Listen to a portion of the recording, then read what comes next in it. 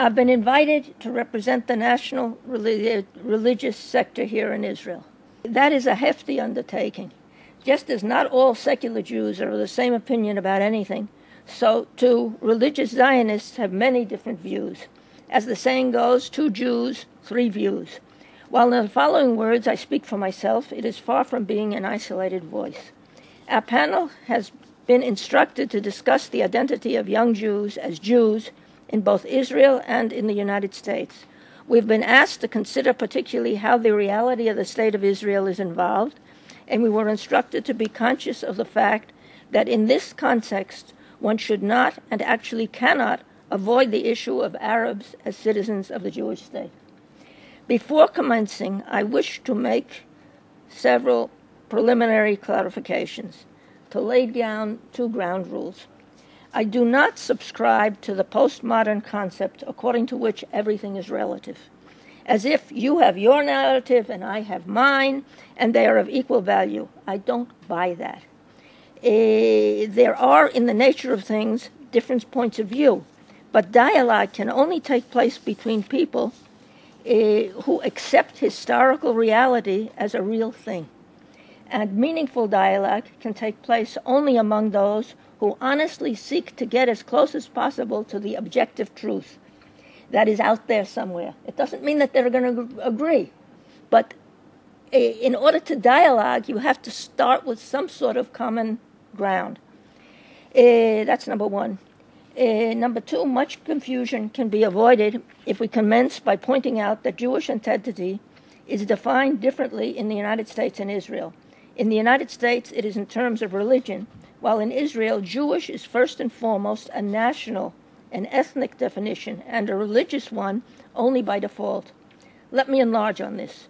In Russia, Jewish is an ethnic concept, and the child of a mixed marriage defines his or her identity according to the parent of his or her choice. I'm talking about Soviet Russia and post-Soviet Russia.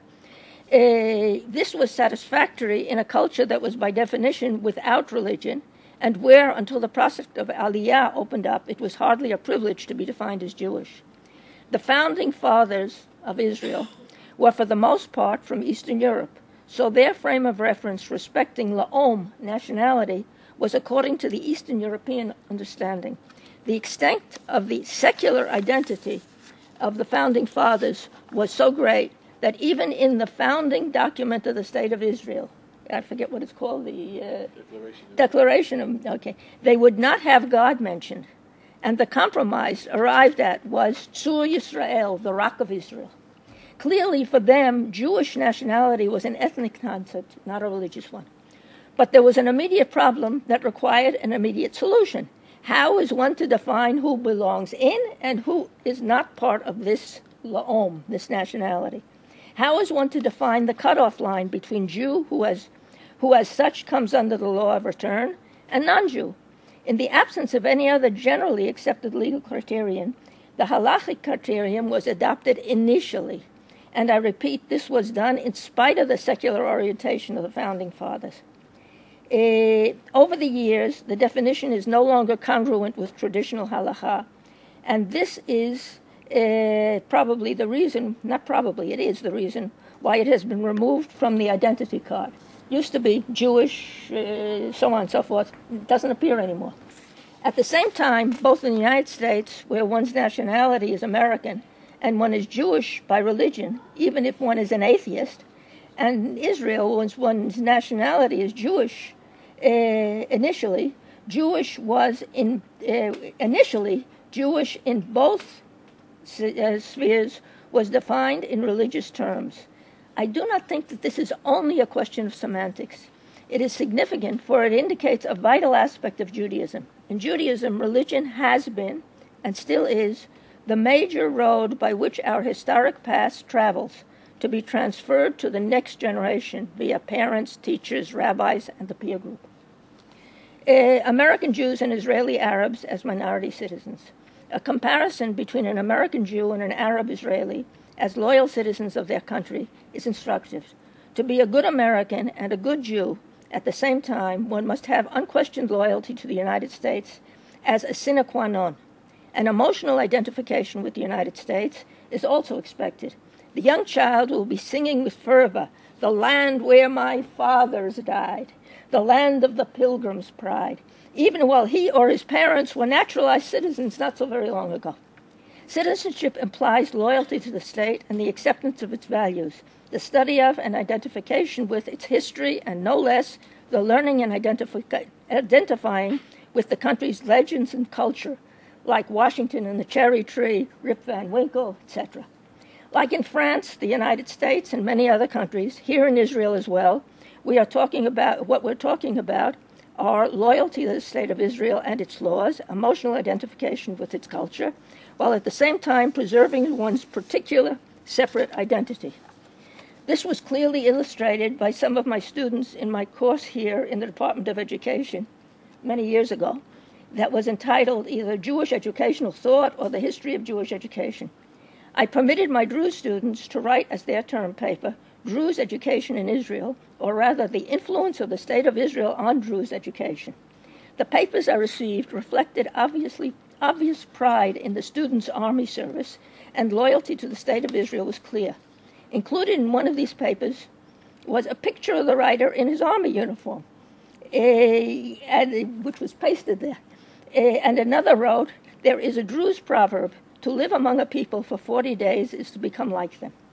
My gut reaction at the time was that the Druze were relating to the State of Israel more or less in the same manner as American Jews have related to the United States. Until the Oslo agreements, many Israeli Arabs were well on the way to adapting this model. This is why Menachem Begin found it possible to do away with the special laws respecting the Arab minority in Israel. I don't think that we've done so bad if we compare ourselves to our neighbors. Mutatis mutandis, this also describes the correct relation of non-Israeli Jews who live, say, in the United States to the State of Israel.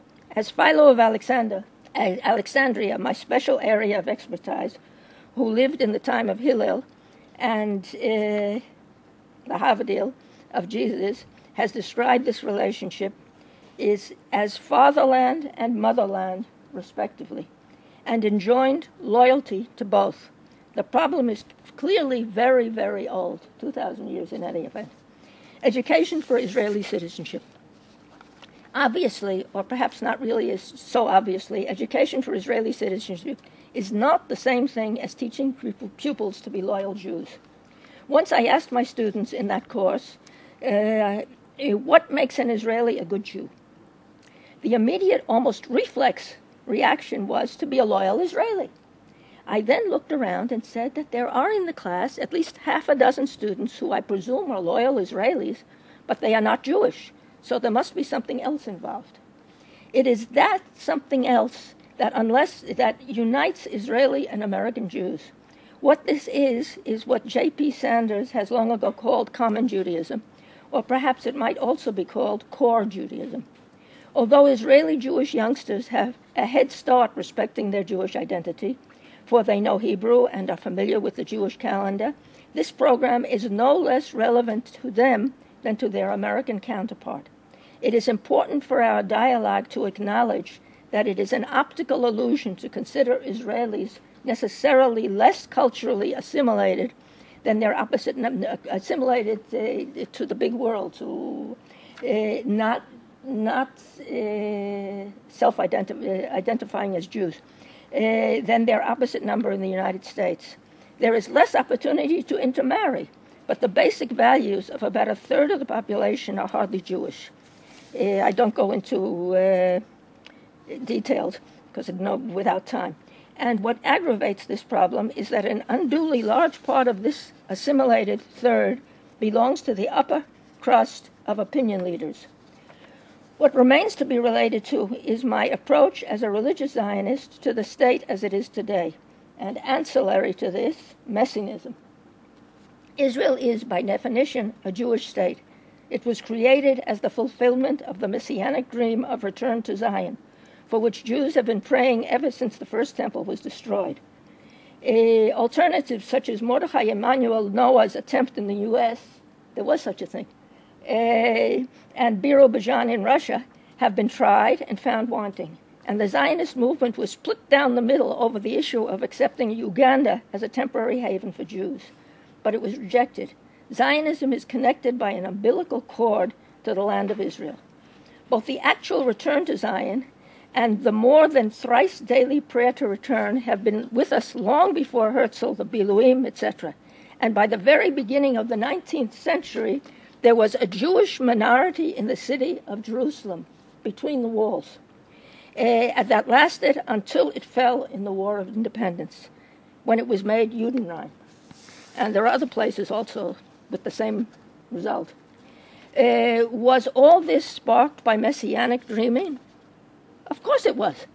Today, public opinion would have it that only religious Zionists are messianic. And it is true that many of us religious Zionists in the past few generations have been in the forefront of the resettling of the land, just like the Halutzim in the early days. But the memoirs of one of those who was at Sebastia, that's the first, the first settlement in the newly conquered territories, state unequivocally that it was the self-image of being the followers of the Halutzim that sparked the early members of Gush Emanim. They looked upon themselves as the continuers of the program of another Dunam and another God, which was the Od Ezva Od Dunam. They definitely did not envision themselves as being the soldiers of the Messiah. This is a chimera of those who try to denigrate the nature of the religious enthusiasm that sparked the movement and to make it appear unrealistic. Ideology of this sort did eventually evolve, but it came later, and in any event remains the province of a very small minority. In fact, the majority of those who live today in Judea and Samaria are not even religious in terms of keeping the commandments. At the same time, it can, with good reason, be argued that most of us are messianists, and the most extreme ones belong to the secularist camp. Both Shalom Achshav and Gush Emunim, with Chabad somewhere in the middle, are all agreed that the days of the Messiah should come not today. If not today, then tomorrow in the early morning. Shimon Peres's dream of a new Middle East, where we shall all live together in peace and tranquility, where a wolf shall lie down with a lamb, is not this the epitome of the messianic dream of Isaiah? The major messianic difference between most religious people who believe in the coming of the religious version of the Messiah and the many left-wing secular dreamers is their political platform. Religious Zionists believe in a Messiah that will succor his people and at the same time issue in an era of justice and peace to all mankind, not only to the Middle East, while the secular messianists concentrate on trying to bring the wolves of today to lie down with the lambs of today. But in my opinion at least, it has lost contact with the realities of the Middle East. But how does one deal with the peace now agenda of the present government and its now proven dire results in terms of educating the young in our religious Zionist camp? Our particular problem is one of a broken heart. Since the expulsion from Gush Katif, and that includes the terrible trauma it caused and continues to cause to this day to those who were ordered to do this terrible job, and all for nothing. Had the results been good for Israel, I'm sure that the people of Gush Katif would have become consoled. But the net result of this act is huge damage to the security both of the people of Israel and the state of Israel. The society with which I identify is torn between love for the state of Israel, the first beginning of the flower of redemption, and a deep and smoldering anger at the government for the wanton acts of violence against Jews that it has caused Jews to do against Jews in the name of a non-existent peace. As the prophet Ezekiel has said, Hit'u et ami le'mor shalom ve'en shalom. They misled the people, saying peace, and there is no peace. I conclude with a mashal, a parable. Our beloved father Israel has fallen blindly in love with the chimera of peace. But Lady Peace, whom he has wooed so avidly, while accepting his gifts, has laughed in his face. What are we, the children of Israel, it's us, to do now? How rescue our father, Israel? In our anger at the actions of the government, We must not forget our love for and loyalty to the state. It's the only one we have, and I am old enough to remember as a young adult when there was no state of Israel. And it's difficult to conceive of how important the state is to one's identity if one wasn't there. This loyalty that requires us to make every effort to wake up our leaders from their messianic trip, this is our elementary democratic duty.